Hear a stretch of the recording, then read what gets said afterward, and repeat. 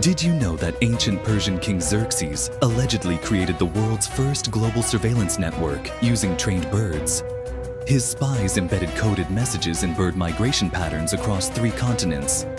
Archaeological evidence shows strange tower structures along ancient trade routes that perfectly match bird communication points. Modern intelligence agencies supposedly still use updated versions of these ancient Persian surveillance techniques. Several ornithologists studying bird behavior patterns have died under suspicious circumstances. The bird surveillance network theory explains unexplained ancient knowledge transfers between distant civilizations. How else could ancient cultures share identical astronomical data without any known contact? The birds were watching, listening, and reporting back. Some researchers believe this network never truly disappeared. They just evolved with the times. Next time you see a flock of birds, remember, they might be watching you too.